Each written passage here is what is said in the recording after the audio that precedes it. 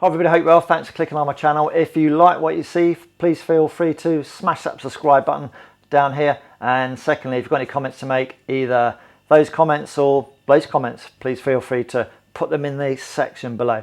So what have we got for you today? About 2 weeks ago, I fitted a HyperPro spring to my 2017 Honda Africa Twin. So I took this original spring off and replaced it with a slightly beefier spring. If you want to click on the card up here, part 1, and have a look at how I did it and the trials and tribulations of taking the old spring off and putting a new spring on, that will show you all you need to know about doing that. So this video then is basically having had it fitted for about 2 weeks, done a few miles on the bike now, and it will just give you my thoughts as to whether I think that was a worthwhile upgrade. It cost about 74 quid. And also in the video, when I bought the bike, it came with a full titanium Arrow system. That system has been on and off the bike in the 2 years that I've owned it. And with the current COVID pandemic in the man cave, deciding on doing a few other things in the cave to the bike, and I've decided to pop the titanium Arrow system back on.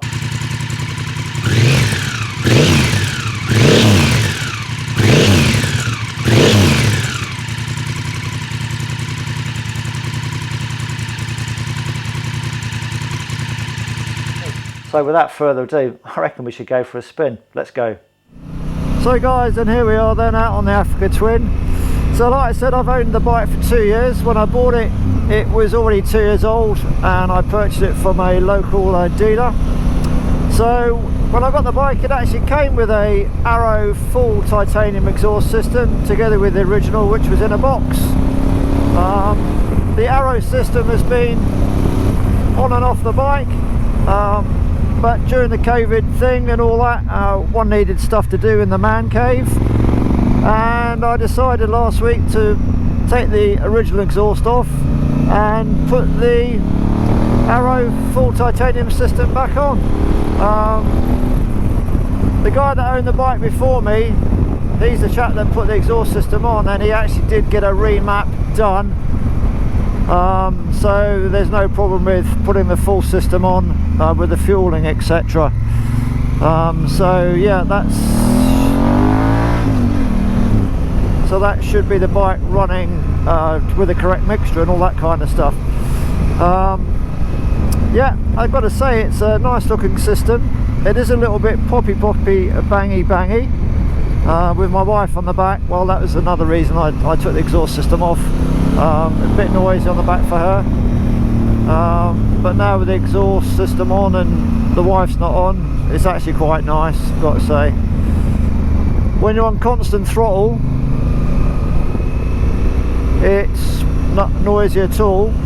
So there we go, second gear. I don't know if you're going to hear this. So constant throttle is not a problem.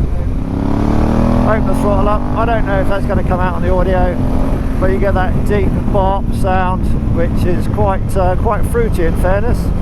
And then on the overrun, you get that snap, crackle and pop. So it's a pretty much a thumbs up from me. Where I am, the maximum speed limit is, dare I say it, 40 miles an hour. So I can't really comment what it's like when you're going flat out. So talking about the suspension then, as I said, I'm no expert, so take what I say with a huge pinch of salt, and if I say something which is totally incorrect, then please smash me down in the comment section below. So starting off then, I'm running the Africa Twin on Pirelli STR rally tyres. I actually emailed Pirelli and said, look, street riding on the road on the tarmac, which is pretty much 100% of the time for me, recommended tyre pressures rather than OEM manufacturer's recommendation, i.e. from Honda, and they came back to me and said 29 on the front, 40 on the rear. So that's what I run it at. So before you do any suspension, just work out where you're going to be running the bike. In my case, it's more or less 100% on the tarmac. So set your tyre pressures up, and then you know everything is constant. And when I put the spring on from HyperPro, they did give me some base settings. Obviously the front hasn't been changed, it's just the rear, but there's been no need to revalve anything on the rear, so I've just had a look at the HyperPro base settings and tweaked it from there. And obviously if you're going to fiddle with your suspension excuse me, like everything, just change one thing at a time, and then you can see the effect that that has on it. And also if you just go on a same route, so you know how the bike handles on that route rather than going on a different route.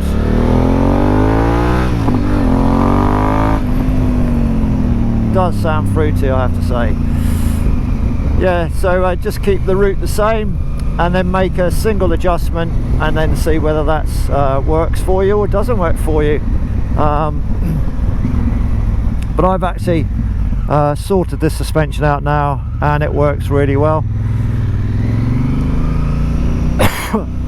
Excuse me.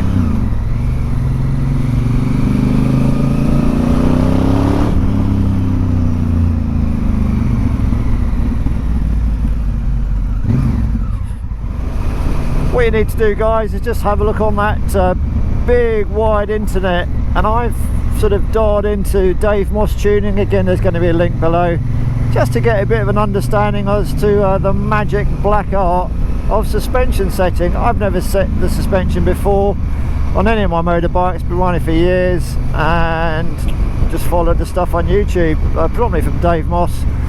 And yeah, it's not a black art, it's all common sense. Don't be frightened of it, just take your time, and if you've got a mate who knows what's going on, get him to come and help you. So I've set my suspension up, and basically I've got 14% static sag on the rear, and then the 30% rider sag on the back. So it's pretty much how I want it to ride, and I'm more than happy with it, in fairness.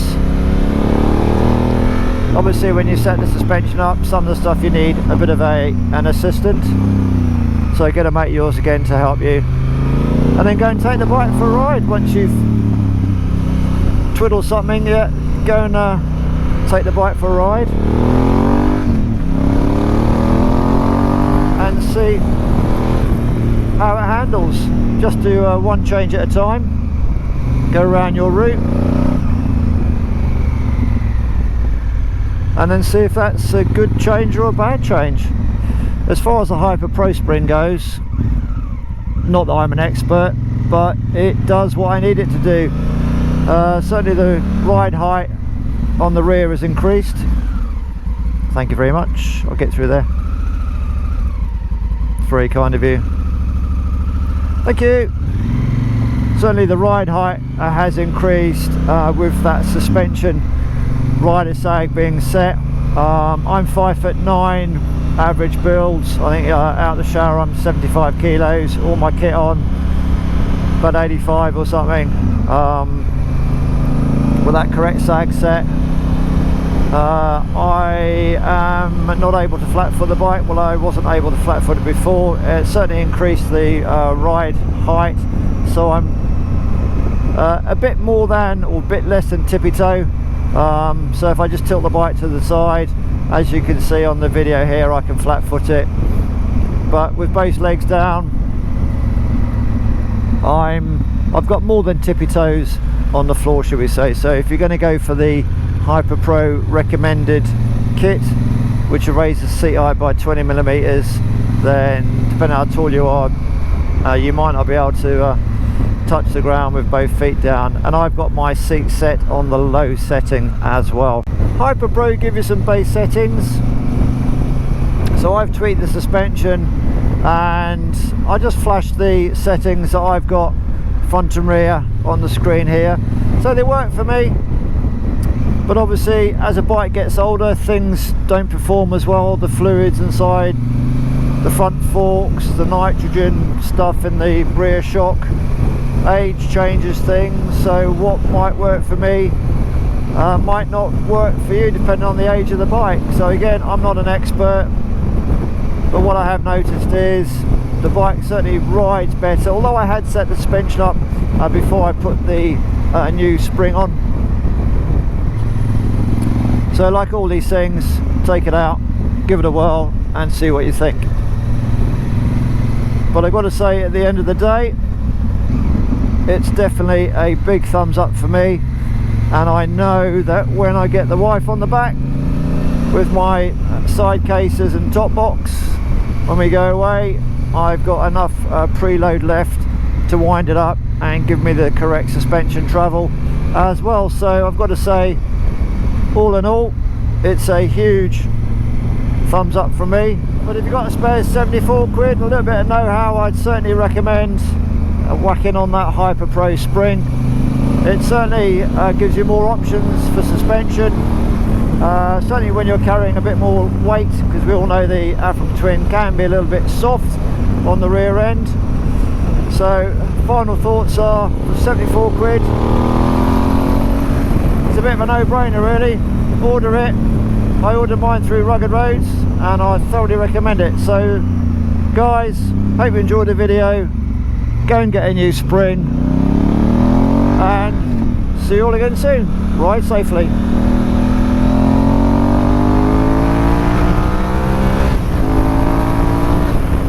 Our indicator would be good, you idiot.